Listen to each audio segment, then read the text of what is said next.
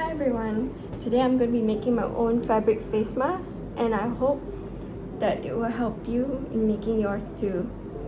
Let's get started. So I'm going to start with a regular disposable face mask and I'm going to pull it apart and fold it into half. Next, I'm going to trace out its shape onto a piece of paper.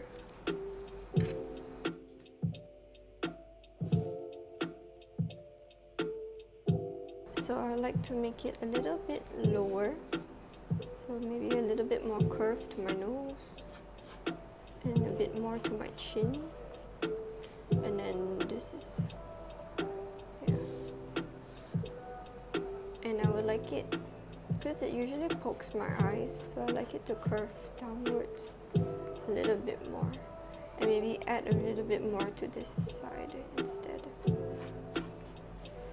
And I'll prefer it to be a bit smaller like this.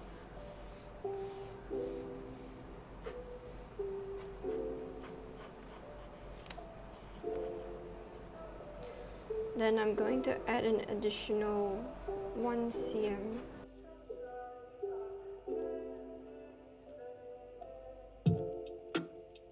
For the outer area, it needs to be a little longer on the sides. I would say about 2 cm larger, so that I could stitch the elastic. Then I'm going to cut it out.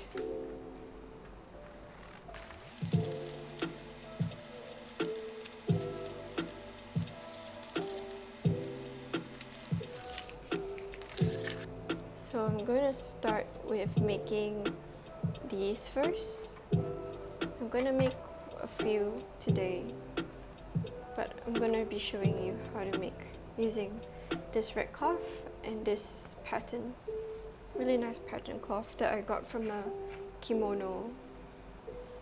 So I think this will be my lining and this will be the outside and this will be my elastic. So I'm going to open up my cloth and I'm going to fold it into half.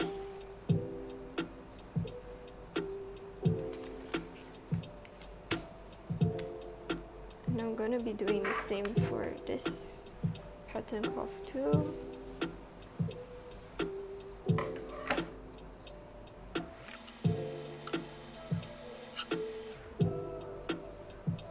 So I'm going to lay the cloth together and I'm going to put my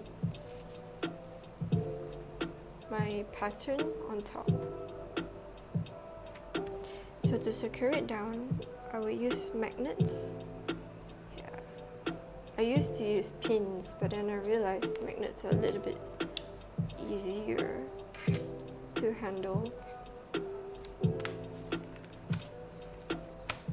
Okay, and then I'm going to cut them out.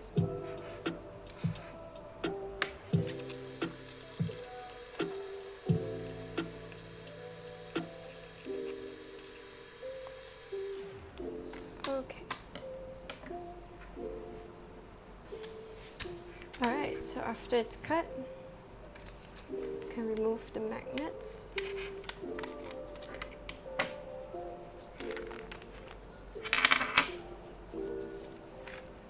And then lay out your pieces.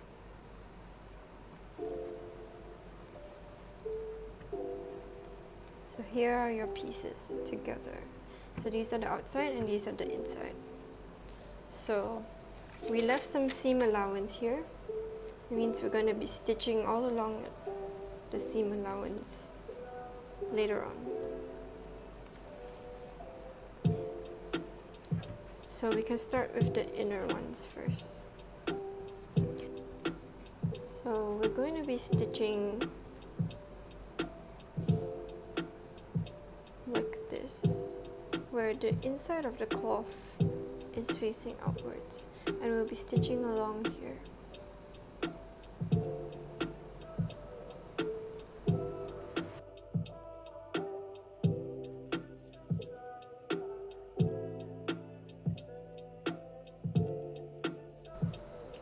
do not pull it too tight. Make sure you even it out so that the material does not scrunch up. So I'm gonna go again, this time in a different direction.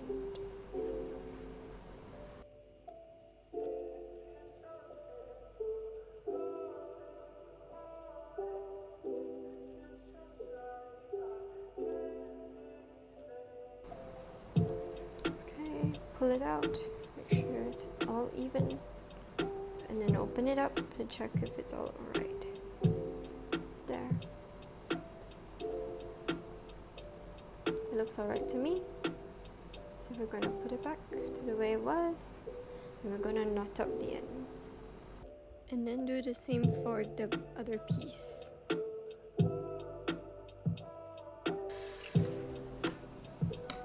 Now that both of it's complete, I've placed them both together and both outside parts facing each other, and I'm going to start stitching them together.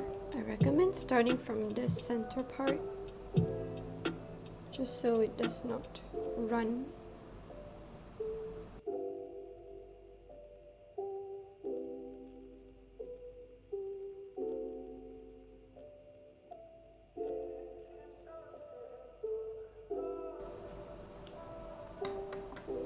Okay, and then we're going to continue on to the other side, the top.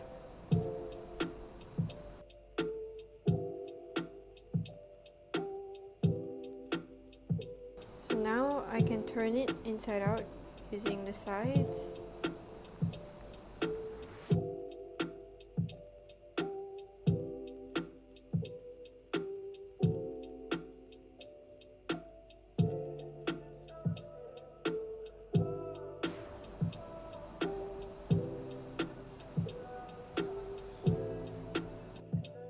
Next, I recommend cutting an elastic about 13 to 15 cm long and using the flat elastic instead of this round one that I'm using.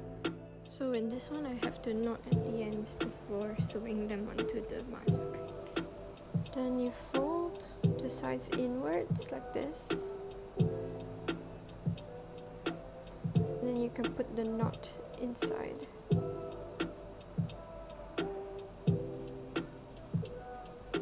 So when you stitch right above the knot so that the elastic would not come out. Because this elastic is pretty thick.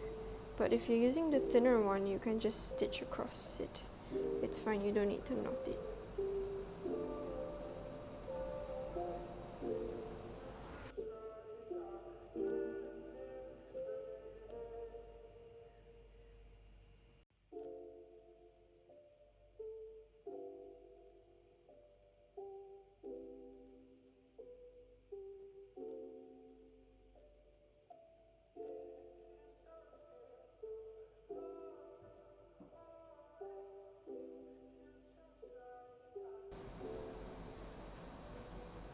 And then do the same for the other side.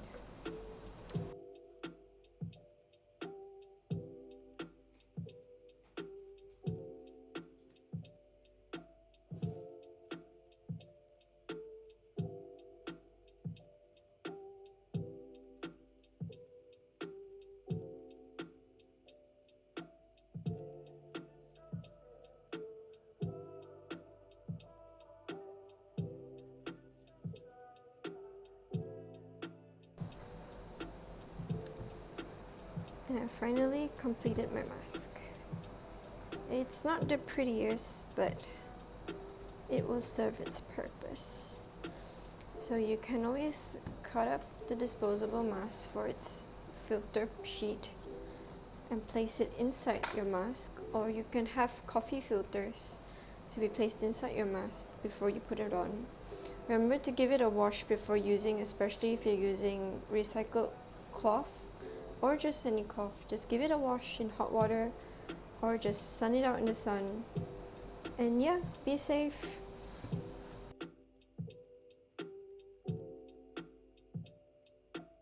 So here is all the completed masks. I've made a few different ones for different occasions.